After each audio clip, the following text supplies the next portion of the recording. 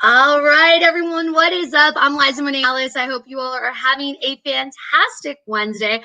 I'm super excited today to really get down to the nitty gritty. We all know that data is something that can sometimes be very confusing, but at the same time, we always hear numbers never lie. We hear that data could be really useful, but how exactly can that have an impact? Well, we know more than ever during COVID-19, we've seen a lot of changes, specifically within the Latino community, that have really impacted not only the way that we connect with each other, but the things that we're actually consuming. So for today's Wednesday Wisdom, I'm super excited to have a woman who really knows her data and knows how we can best use it. I'm proud to introduce my friend and expert, Nielsen's very own Stacie deArmas. Stacie. Hola, hola a todos. Thank you so much for having me today. I'm super excited. I'm so excited for you to be here. So Stacie, tell us a little bit more about this report and why it was important for Nielsen to, focus on that this year. Sure. Well, every year Nielsen dives really deep into a topic around a range of communities. My focus and expertise has always been in the U.S. Hispanic community. So each year we take a deep dive and we try and learn, have more learnings and understandings about behaviors and attitudes.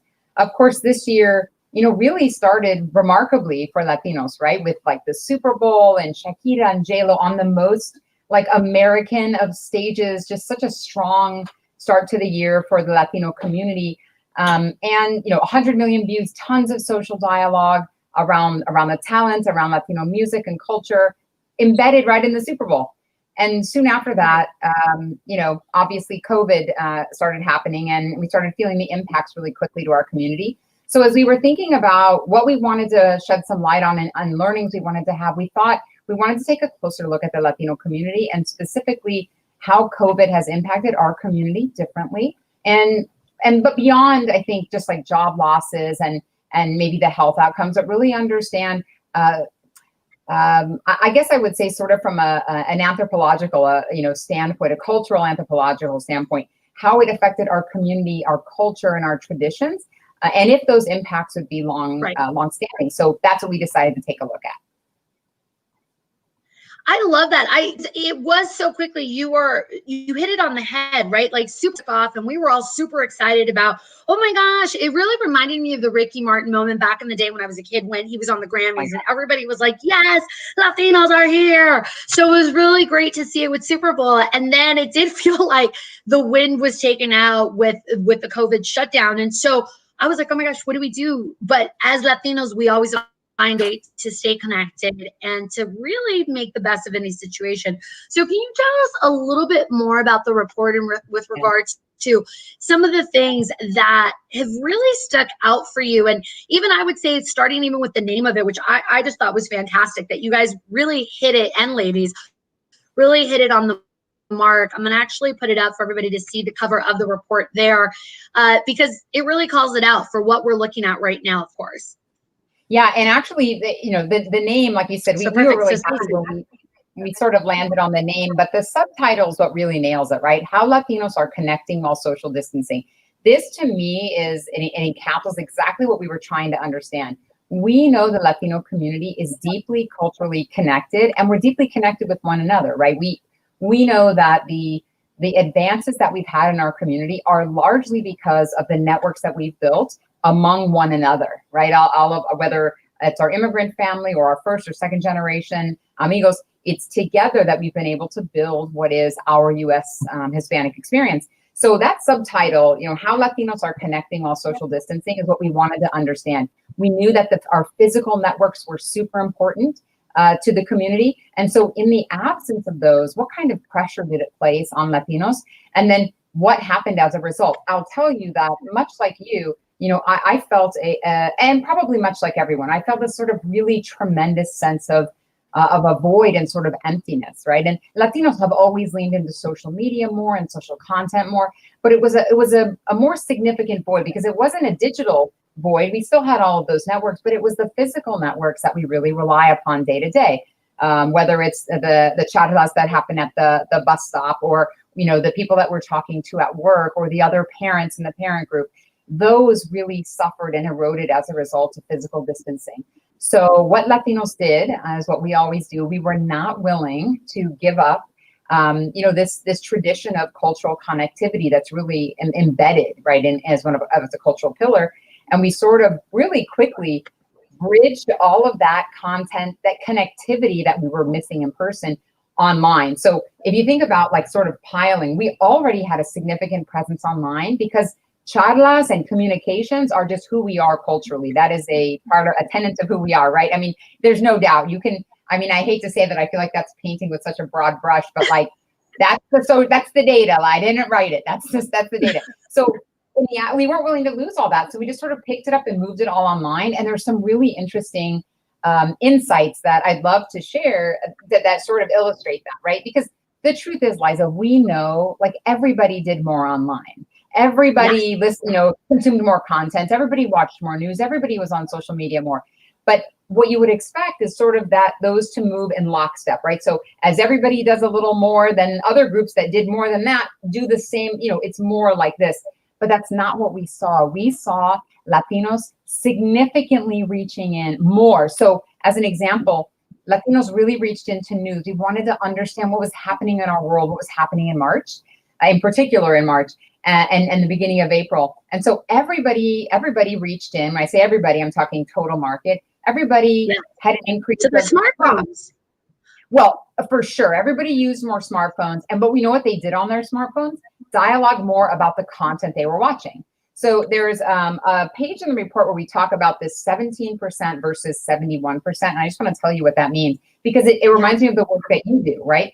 Latinos went online to continue dialoguing about content that they had seen elsewhere. Like everyone, go online and you're dialoguing about content or a show you saw. Everyone did that at about 17%. Latinos did it at 71%, Liza. So that tells us that we weren't ready to just absorb the content and say, okay, bueno, that was great. We're done. We were like, we're not finished. We want to talk about it. We want to talk more. And so we went online and we were like, what's going on? Who did that? I mean, and this is about news and prime news and talk. So this was about content that was happening at the time. Now I'm talking about episodic stuff, but that helps me understand who we are, why people want to dialogue with you about your content more, why it's more engaging and meaningful. And this is the kind of work we want to understand. Yeah, I was going to say, one of the things that you brought up was news, right? And I think that is something that's super important, that we did see one of Latinos right now saying that they're watching more news.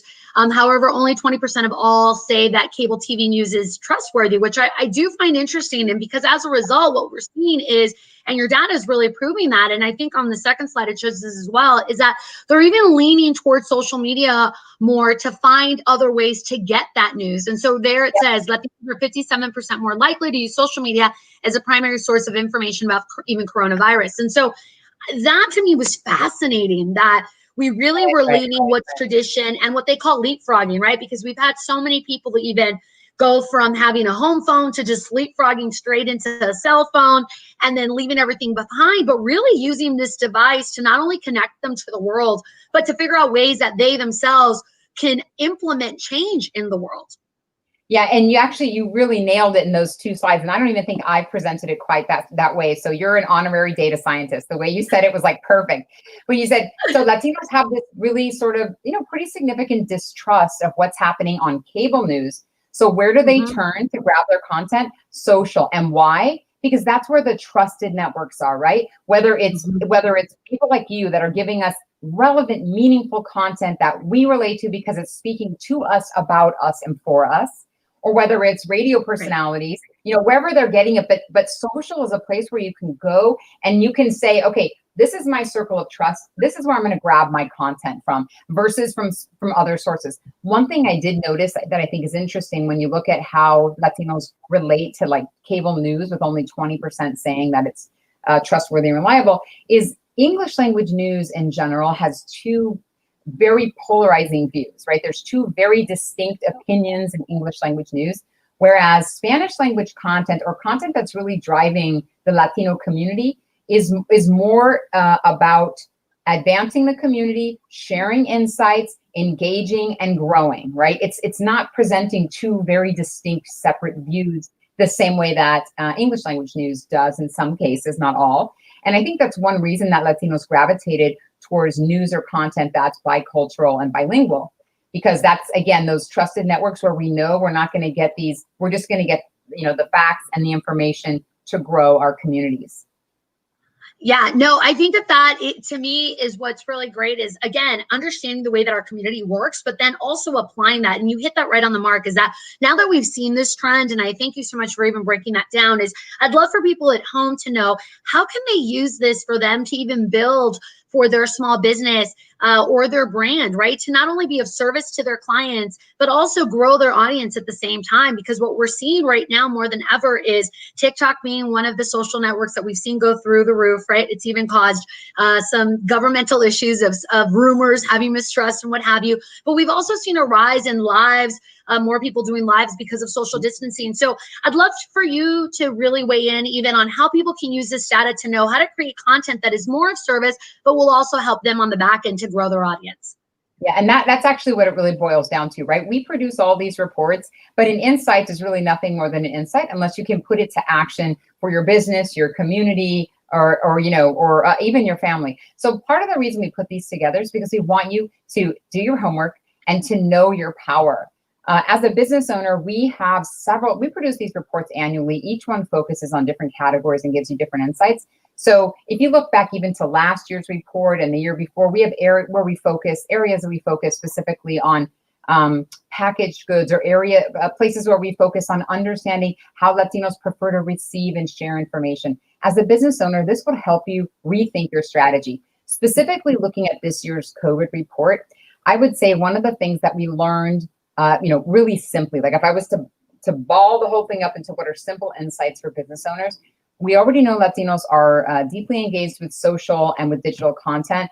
But what we saw in this report was that in every place, even radio is another perfect example, where television was at the ready. People were home and they were able to watch content, but they didn't leave those trusted networks. And a great example is also radio, right? That's a place where people have a very personal relationship with their DJ, in particular Spanish language radio. It's like, and that DJ also has a different responsibility to the community than English language radio DJs do, right? Their responsibility is to, again, connect, provide resources. And so that trust was not, I don't want to use, I'm trying to find another word, wasn't superseded. That trust didn't go away, even though people had all this other content at their fingertips. They really stayed. So what that tells me as a business owner is, if it were me, I would really think strongly about my digital strategy, and then also perhaps my e-commerce strategy. If you're moving product, e-commerce, it's never been obviously more important to be in e-commerce, but what we've seen is a lot of those personal physical networks that were so important, right? The bodega or wherever people went. I mean, Latinos have had more access to cell phones than any group for at least the last 5 years. I've been looking at the data. So e-commerce isn't like something, we didn't have the capability or anything like that. Right. It was just that we preferred these in-person networks because of what they came with. But in the absence of those, or with COVID, all of that purchasing power a lot of it has moved online. But what's different is we expect a more personal, high-touch, authentic relationship from that digital touch point than existed before and that exists in the general market. It's not just an Amazon thing. It needs to be high touch. And that's what I would suggest to business owners. I love that you said that, especially because right now what we're seeing with both Instagram, which is obviously owned by Facebook, but that Facebook and Instagram have actually now made it easier if you are a seller, because they themselves are trying to compete with Shopify. They're allowing people now to sell differently on Instagram. They've made that process where before it was a bit more gated. So I'm like, anytime you see an app making it easier for you to do something, go ahead and invest that time on the front end. It might be a little bit more heavy work on the front end, but it's going to pay off for you on the back end. And you literally hit it on the head. It's because I like to call it life BC before Corona. We're in DC during Corona. Once we get back to AC after Corona, I really don't think we're going to go back to that impersonable way. I think people are now have gotten accustomed to that extra added personal care, or that extra bonus that we've given them because they've supported us during COVID, that is a way for you to really capture your audience. I've really seen such creative ways during this time and been like, okay, I see you, come through. Like, I appreciate it.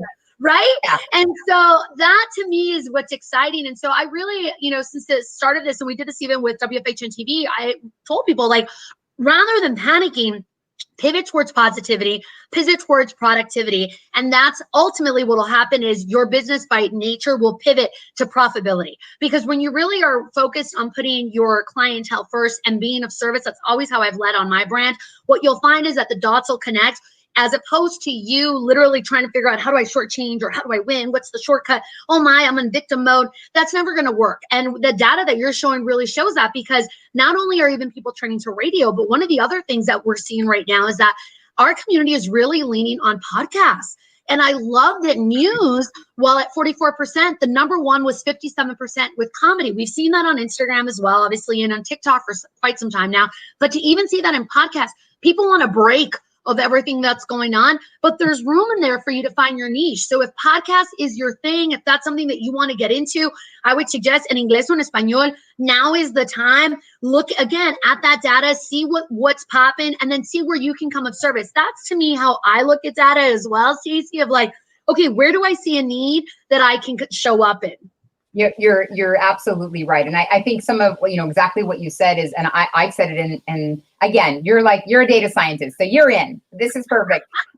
These new digital fluencies that people have adopted, what I like to say is it's not as a result of not having the capability, or not being, fluent in how to, shop online, or it's not that. It's just, it wasn't a preferred method, because we are a collectivist culture. And, look it up, guys. That's some extra homework stuff. That'll help you understand how Latinos behave and operate. So when, in the absence, though, of those physical, when everybody moved online, and all the activities moved online, there were a lot of new, not just new fluencies that people adopted, but preferences, right? So people have those, like you said, they're never really going to roll back. So moving forward, we have to think of, how do we operate in a combination of what was, because that will still exist to some degree. Those features won't go away, but neither will the new ones. One of the most important is e-commerce. What you just talked about, though, with podcasting, 18% increase. That's really significant. It's the biggest one we've ever seen.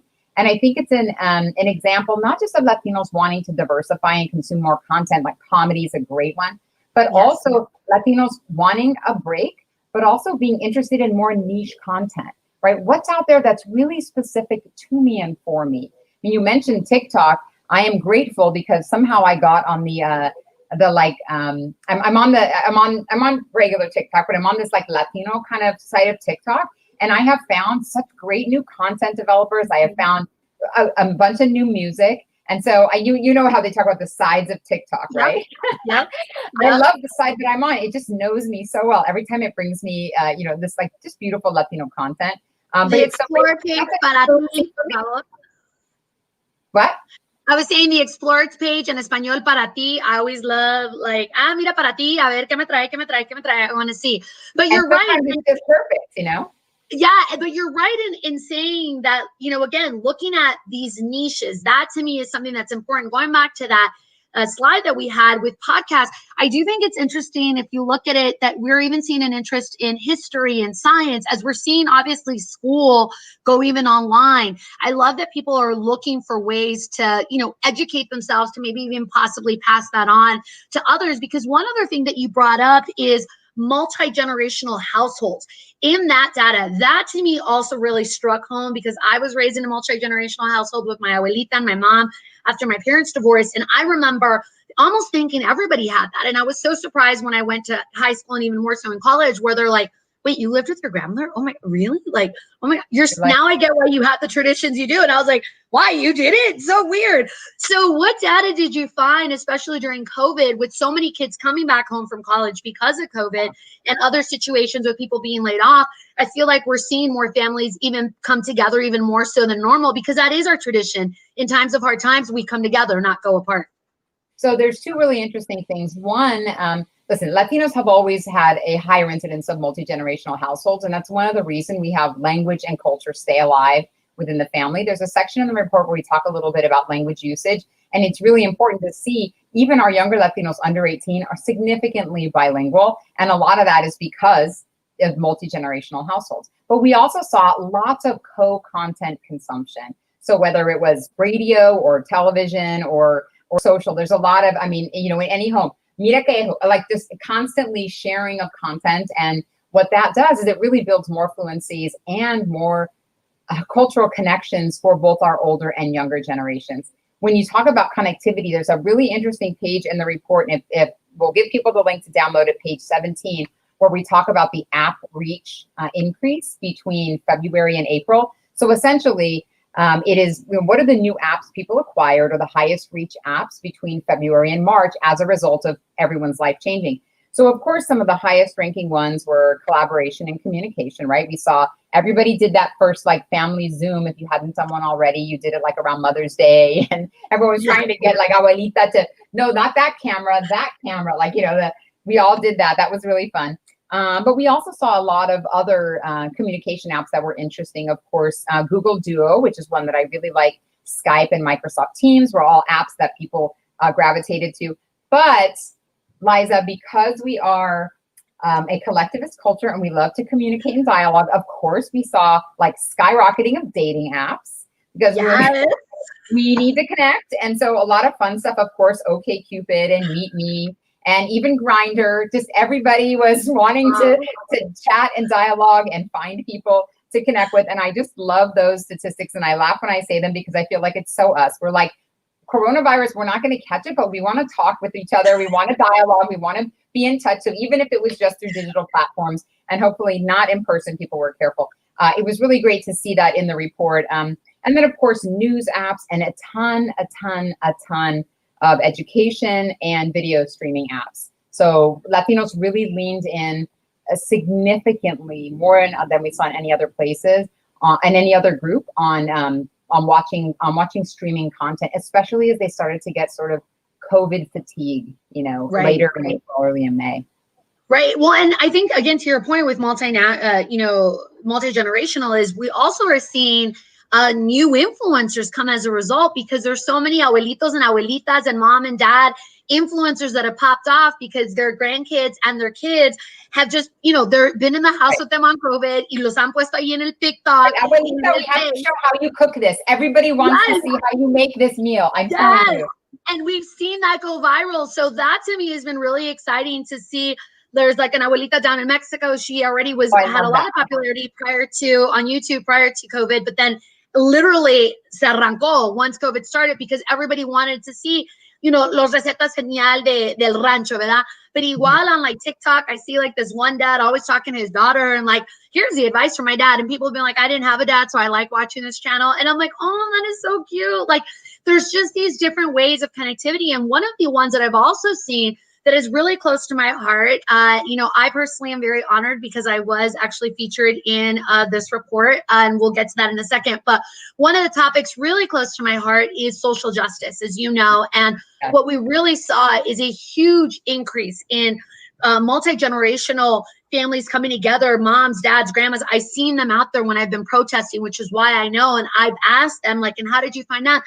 Porque mi nieta me dijo por el Face, o me estaba enseñando acá que esto lo que estaba pasando con Andrés Guerrera, you know, Andrés Guardado, or with Vanessa Guillen, you know, and all of a sudden with Black Lives Matter, like it really sparked off. And so to me, to know that we are literally as a community spending time online, not just scrolling, but actually scrolling with intent of figuring out how to move that needle forward, really just has touched my heart, because I've seen it happen online, but then really turn into action offline. So can you chat a little bit about that particular data point?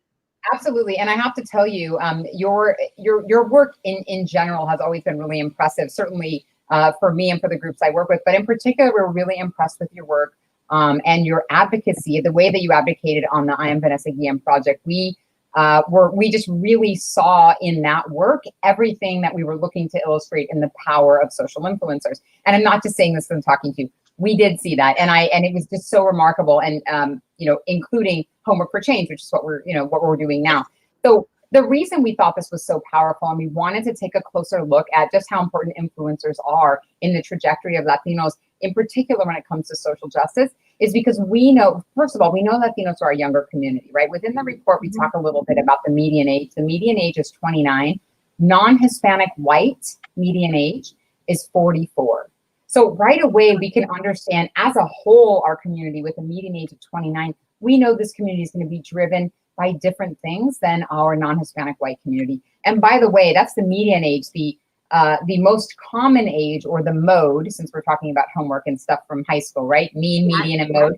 The mode, which is the most common age, is just 11 among Latinos in the US. That's the most common age cohort.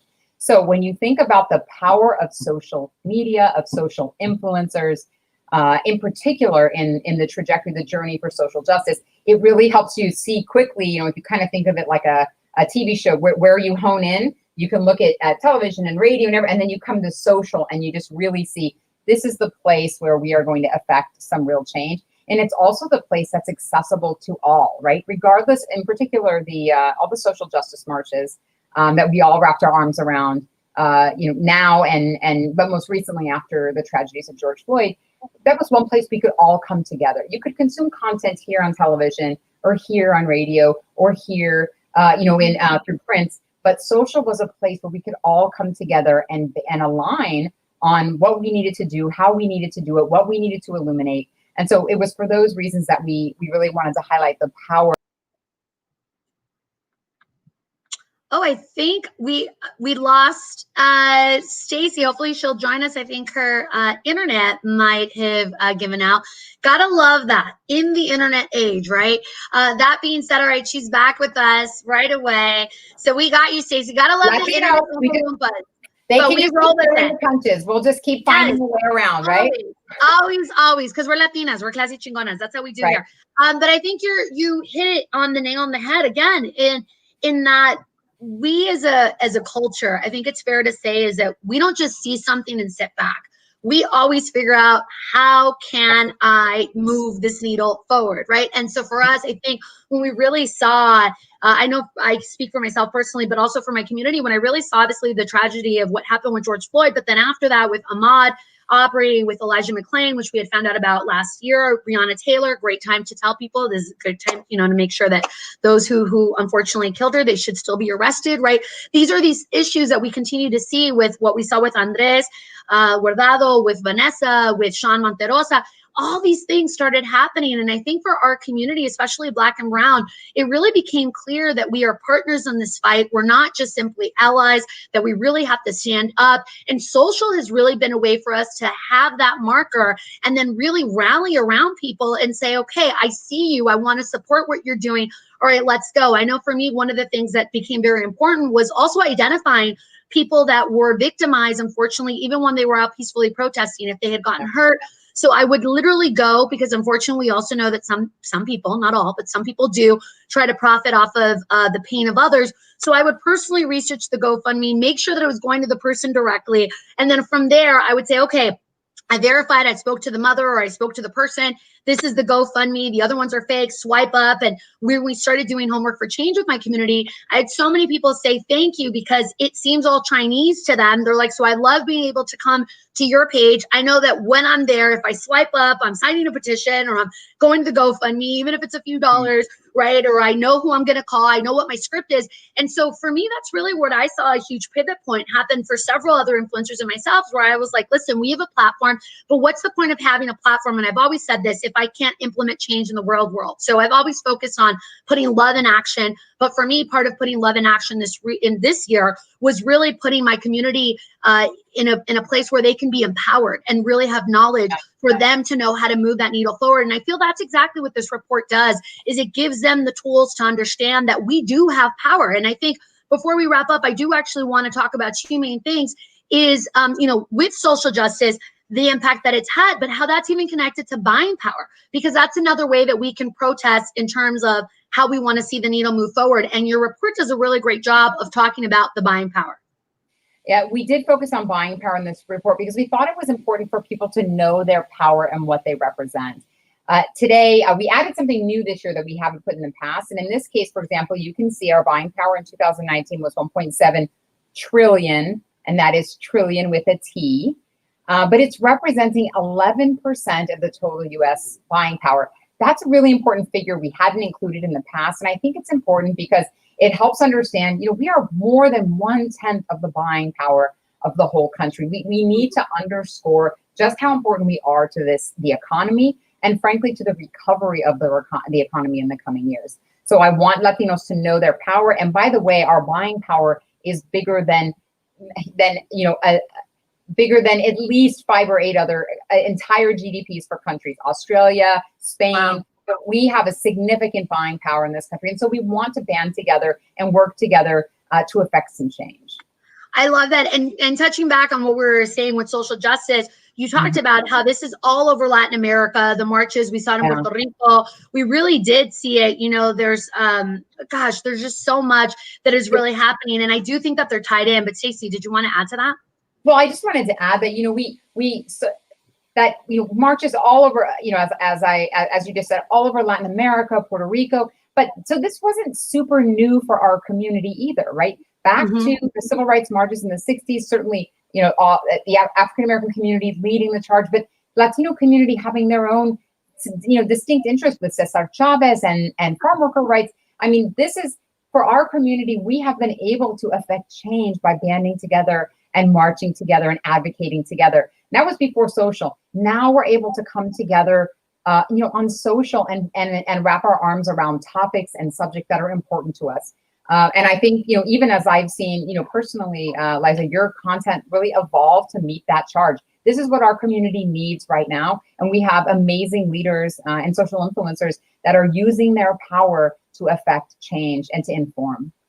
Now, I love that. A big shout out to Amber Medina, who just said the work with the Vanessa Guillen. So for those of you watching, I was the executive producer and the co-host of hashtag I Am Vanessa Guillen, the project where we had over 20 different survivors who also had experienced military sexual assault and or harassment, in addition to Vanessa's family and her attorney, prior to us going to DC to advocate for the bill. But I wanted people to get a really intimate look at what the situation was, not just these salacious headlines, but understand who Vanessa was and understand that what happened to her was not an isolated incident. So Amber was one of the ones who tuned in, so I really appreciate it. And she says that was a prime example of how our voice can be a change agent and how well my work overlined with the report. And that is, thank you so much, Amber. I really appreciate it.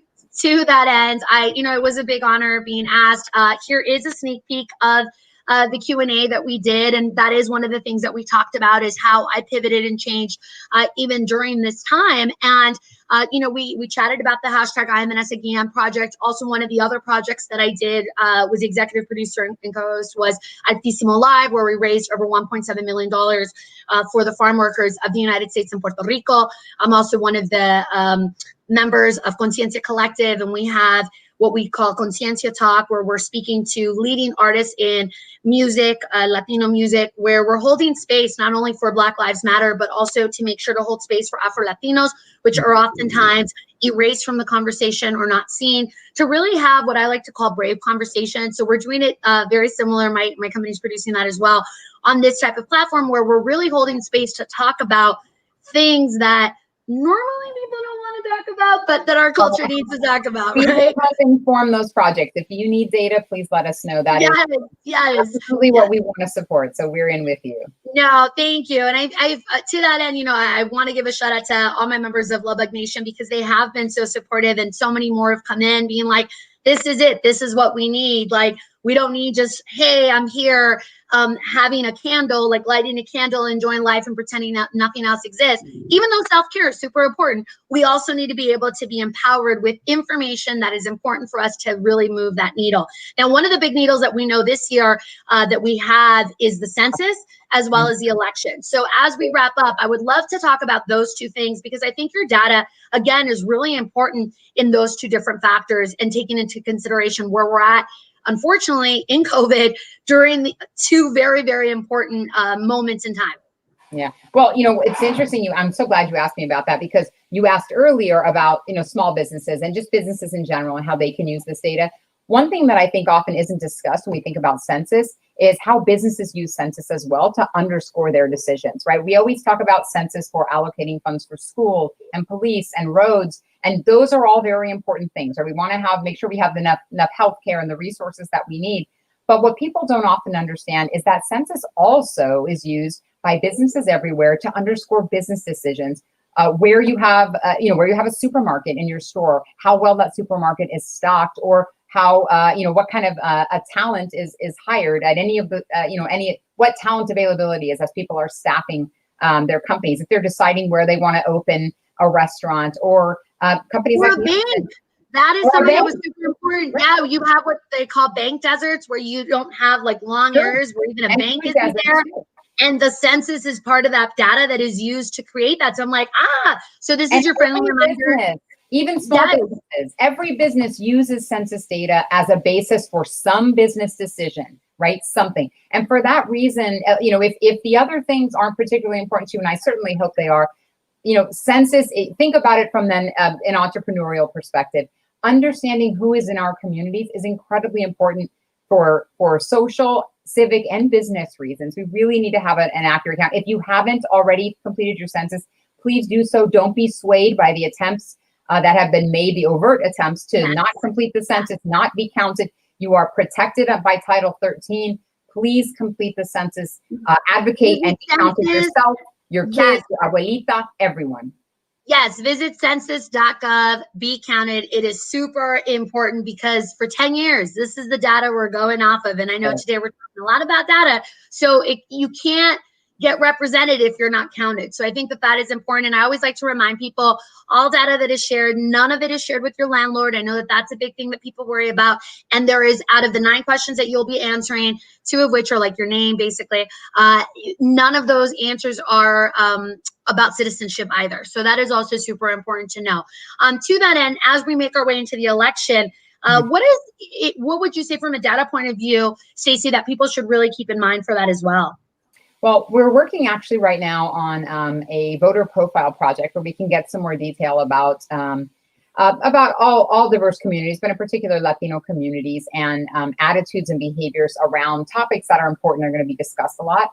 What I would say right now is, it's such an iffy environment with the post office and mail-in voting, and everything really seems, really sensitive. I would say don't depend on all of the information that you're getting from any source to necessarily be factual. And what I mean by that, I shouldn't say any source, some sources.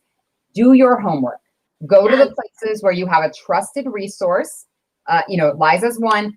Get the facts, figure out where and when you can vote, what you need to send, what you need to do. We need to change that paradigm here and take the responsibility onto ourselves, because we can't guarantee, we don't know, all the rhetoric that's happening, what is true and what is not. So take responsibility yourself, learn how and when, if you need to get your mail-in ballot and then personally drive it over and put it into a box safely without, having any contact, that may be the best thing that you need to do. But what I would say is please don't be discouraged again by what seems to be an overt attempt to not have you vote.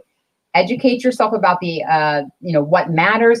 Please cast your vote, even if you think you're in a blue state or a state that is red, or whatever state you think you're in and you don't think you need to vote, because your vote absolutely does matter. And for Latinos, I will tell you a little preview of some of the data we're looking at. A lot of the issues that are becoming more important to Latinos, they always have been important, but are really surfacing, things that we hadn't seen a lot in the past: environmental issues. Education has always been at the top. There are a couple of really neat ones that tell us that the attitudes that Latinos have are really changing and moving into a place where Latinos really want to drive the conversation in new areas. Wow, that is, I love that. I cannot wait. When is that report going to come out? Recycling and environment, all this fun stuff that people always say, oh, Latinos don't care about recycling and the environment. Like, we care about, cost-cutting measures. And you know what, that's just not the case. So it gives us an idea of how the community is swinging. We'll have the data in about 3 weeks. We're trying to get it out as soon as we can in September. So. Oh my gosh, I'm going to be like a kid at Christmas being like, yes, give it to me, give it to me. Now, in the meantime, yeah, there you go. In the meantime, if you at home want a copy of the current report, as we said, you can visit Nielsen.com/Latinos to request your copy. Super important for you to know, it is free. So the data collected information is like your name, your info. But I'll let Stacie let you know that data really isn't going anywhere. They're just tracking. They just want to make sure who has it, that they're sharing it. but it is free. It is something that they're doing of service for you and for you to use to keep growing your business and also for you to better serve your community. But Stacie, did you want to touch on that as well? You covered it all. Please go and download the reports. We have several. There's one a few years ago that was a really popular one that we're looking at refreshing called Latina 2.0, and it's how Latinos are really driving, frankly, the demographic revolution and a lot of the economic progress that our community has had. That's a fun report. It's from 2016. We're going to refresh it, but there's a lot of great reports there. We don't use any of your information. What we do use it for is just to understand the value that our reports have, so we can, we can validate why we need to keep producing them and creating them as if people use them. And so that's one way we measure it. I love it. Shout out Dulce Candy. I believe she was in that report. I do remember when we had that. Right. Yeah, so it's great. But I think that, you know what, Stacie, I so appreciate how you and your team really give it a 365-degree view, and that you're not really leaving any stone unturned. You're making sure to look at, the social influencers just as much as you're making sure to look at the traditional media and some of the new media that pops off. And I think that that's what's important, because it isn't something that is typically expected in our community, where they're like, oh, this opens my eyes that there's other things I could really be diving into that maybe I didn't see. And so I just want to thank you for your time, Stacie, today. This was so informative. Before we go, there are, just so you know, there's other topics we didn't even dive into in the report that were personally also exciting to me. Everything from gaming, which I think is great, right? What we've seen with gaming, to even just like a deeper dive in some of the other things that we spoke about as well. So once again, if you haven't already gotten it, we encourage you to visit Nielsen.com/Latinos in order for you to download your copy. And then not only this one, but then you could stay tuned. Will it alert them of when the next one's available, or will they have to come back? No, we won't, but I'll alert you and you can alert everybody. Okay, then we'll alert you all. Yeah, so that is your homework for change today. Definitely check out the site. And if you aren't already following Stacie, by all means, please do. She shares such great content, always likes taking us behind the scenes, which I appreciate. As you all know, authenticity for me is everything. And you can find her there at Stacie deArmas, which is her name, on IG, also on Twitter. And of course, if any of you all have a question or you wanted to follow up on something, feel free to slide into my DMs or tweet me, or definitely with Stacie, and we're here. All right, y'all. Till next time, I'm Lizza Monet Morales. I appreciate you. Nos vemos muy pronto. Adiós. Gracias.